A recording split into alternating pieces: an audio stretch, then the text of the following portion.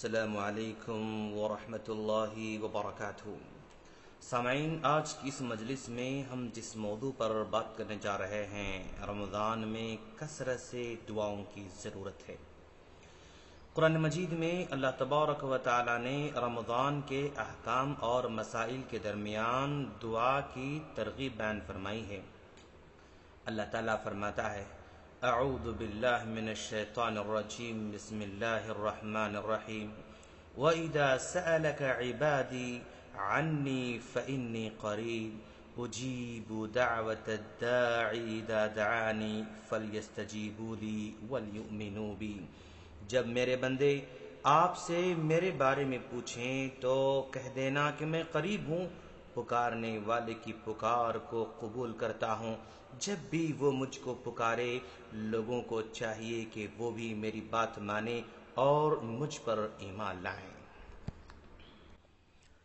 اس سے علماء کرام اور مفسرین نے استدلال کیا ہے کہ اس انداز بیان سے اللہ تعالیٰ یہ چاہتا ہے کہ رمضان میں دعاؤں کا بھی خصوصی اہتمام کیا جائے، کیونکہ روزہ ایک تو اخلاص عمل کا بہترین نمونہ ہے، دوسرے روزے کی حالت میں انسان نیکیاں بھی زیادہ سے زیادہ کرتا ہے، راتوں کو اٹھ کر اللہ کی عبادت کرتا ہے، توبہ کرتا ہے، استغفار بھی کرتا ہے، اور یہ سارے عمل انسان کو اللہ کے قریب کرنے والے ہیں۔ اس لیے اس مہینے میں اللہ تعالیٰ سے دعائیں بھی خوب ہونی چاہیے، خصوصاً رات کے آخری حصے میں، جب اللہ تعالیٰ خود آسمانی دنیا پر نزول فرما کر لوگوں سے کہتا ہے کہ مجھ سے مانگو، میں تمہاری دعائیں قبول کروں گا۔ تاہم قبولیت دعا کے لیے ضروری ہے کہ دعا کے آداب اور شرائط کا بھی اہتمام کیا جائے، جیسے اللہ تبارک و تعالیٰ کی تعریف بیان کی جائے، نبی کریم صلی اللہ علیہ وسلم پر درود کا اہتمام کیا جائے، دل کو مکمل کنٹرول میں رکھتے ہوئے اور خوشی اور خضوع کے ساتھ دعا کی جائے، اللہ کی ذات پر مکمل بھروسہ اور یقین کیا جائے، مسلسل کیا جائے، بار بار کیا جائے، لیکن جلد بازی نہ کریں، صرف حلال کمائی استعمال کریں، حرام کمائی سے دور رہیں۔ اس سلسلے میں رسول اللہ صلی اللہ علیہ وسلم کی بہت ساری حدیثیں ہیں۔ نبی کریم صلی اللہ علیہ وسلم نے فرمایا: اللہ سے اس طرح دعا کرو کہ تمہیں یہ یقین ہو کہ وہ ضرور دعا قبول فرمائے گا، اور یہ بھی جان لو کہ اللہ تعالیٰ غافل، بے پرواہ دل سے نکلی ہوئی دعا قبول نہیں کرتا ہے۔ یہ ترمذی کی روایت ہے۔ اور ایک حدیث میں اللہ کے رسول صلی اللہ علیہ وسلم نے فرمایا: جب تم میں سے کوئی دعا کرے تو اس طرح دعا نہ کرے: اے اللہ، اگر تو چاہے تو مجھے معاف کر دے، اگر تو چاہے تو رحم فرما۔ اس طرح نہیں کہنا چاہیے، بلکہ پورے یقین اور اصرار کے ساتھ دعا کرنا چاہیے، اس لیے کہ اسے کوئی مجبور کرنے والا نہیں ہے۔ یہ بخاری مسلم کی روایت ہے۔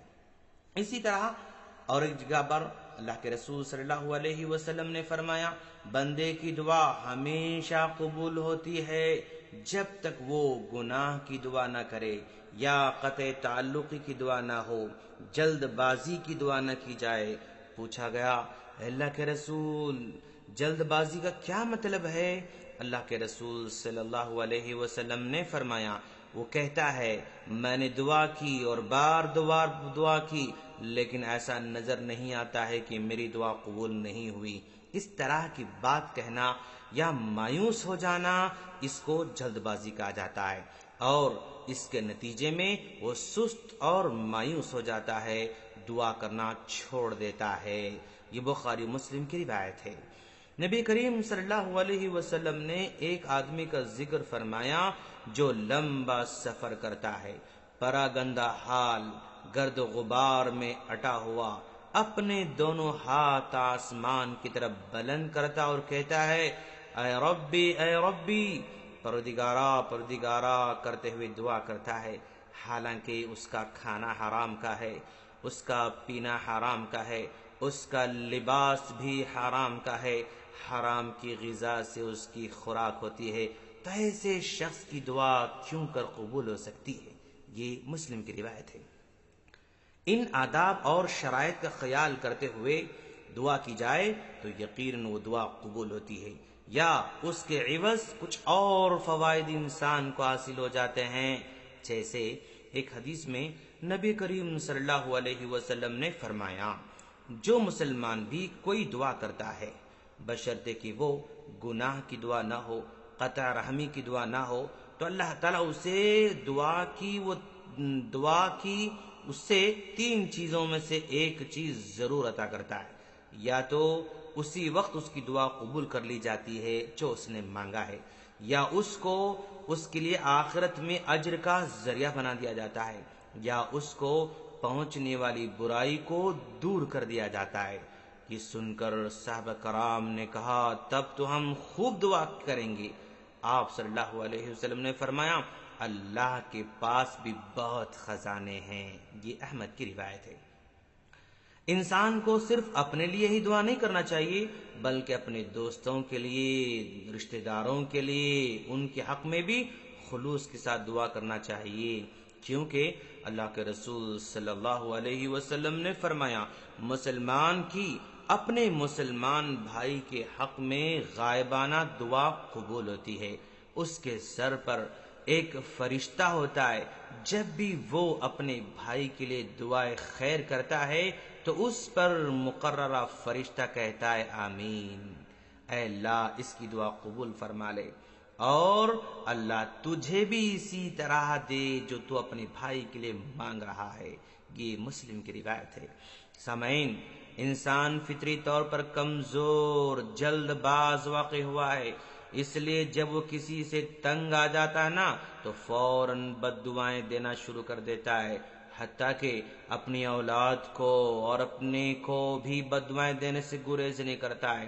اسی لیے اللہ کے رسول صلی اللہ علیہ وسلم نے فرمایا، اپنے لیے بد دعا نہ کرو، اپنی اولاد کے لیے بد دعا نہ کرو، اپنے مال و کاروبار کے لیے بد دعا نہ کرو، کہیں ایسا نہ ہو کہ تمہاری بد دعا ایسے وقت کے موافق ہو جائے جس میں اللہ تعالیٰ انسان کو وہ کچھ عطا فرماتا ہے جس کا وہ سوال کرتا ہے، اور یوں وہ تمہاری بد دعائیں تمہارے ہی حق میں قبول ہو جائیں گی۔